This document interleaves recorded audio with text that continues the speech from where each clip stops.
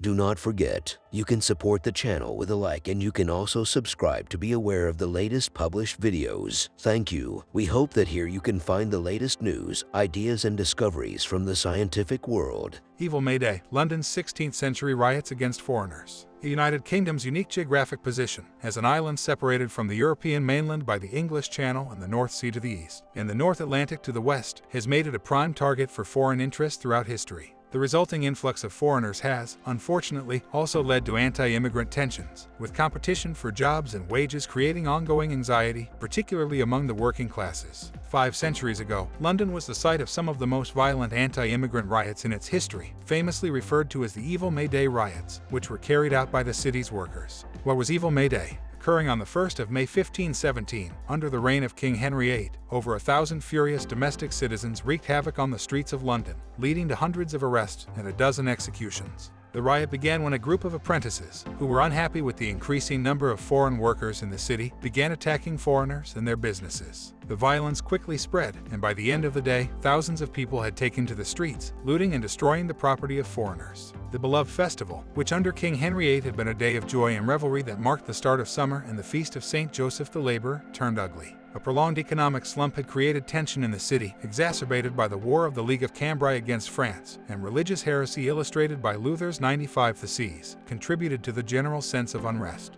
Growing resentment towards foreigners, the crown's favoring of foreign merchants, who provided luxury goods like silk, wools, and exotic spices to the aristocracy and were exempted from adhering to the same rules as English artisans, infuriated English workers. Foreign shoemakers were not bound by the same design rules as English shoemakers, and the upper classes favored buying foreign designs. The growing resentment towards foreigners, who were perceived as above the law, was exacerbated by the fact that the foreign population held a disproportionate influence on the city and aristocracy. Matters were further complicated as many foreign artisans and the merchant class lived in districts outside London's jurisdiction, which increased tensions for those without such privileges, who had to adhere to London law and order. These were self-contained, almost autonomously governed enclaves, called liberties, an alleged excuse for foreigners to not mingle with the Londoners. Paul Griffiths, a professor of history at Iowa State University, explained that there's a sense that these people were taking work away from Londoners, and also putting themselves in positions where they control the wool trade in London, which is one of London's more lucrative trades.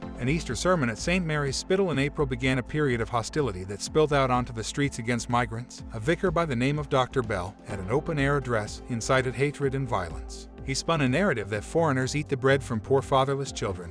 He appealed to the conscience of Englishmen, declaring that Englishmen should cherish and defend themselves, and to hurt and grieve aliens. This blatant xenophobia added fuel to the fire, and the month would witness several isolated skirmishes and attacks on foreign citizens. Historians also note that several instances throughout history have witnessed the banding together of young men with grievances, and with alcohol added to the fray, they've crossed many a boundary maintaining peace and order. This was a surefire recipe for combustion. May Day and the aftermath. In response, the authorities enforced a 9 p.m. curfew at the behest of King Henry, who reached out to the mayor of London.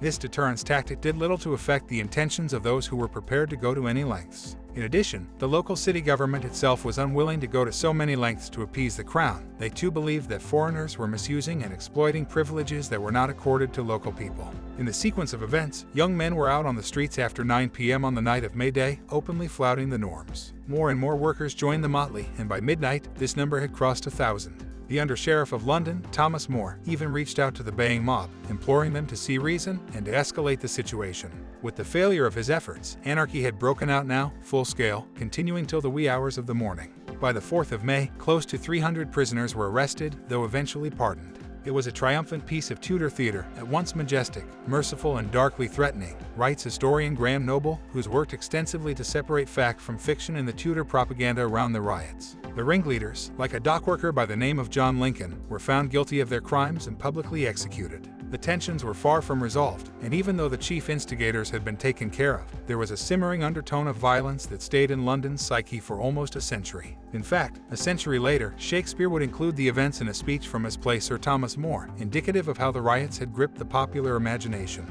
With England's break from the Catholic Church and the Reformation period, Protestant immigrants began arriving in droves. Overall, not much had changed for London in terms of attitudes towards foreigners, who were taking away the limited job opportunities. The arrival of the machine in the subsequent centuries did nothing to allay these fears. What then is the legacy of evil May Day, particularly in one of the largest cosmopolitan hubs in the world today? It serves a number of purposes in historical memory. On the one hand, it reminds the mayor and aldermen of what might be unleashed. But on the other hand, there's the sense of the valiant apprentice. This is what we've done in the past, and this is what we could do again, concludes Griffiths.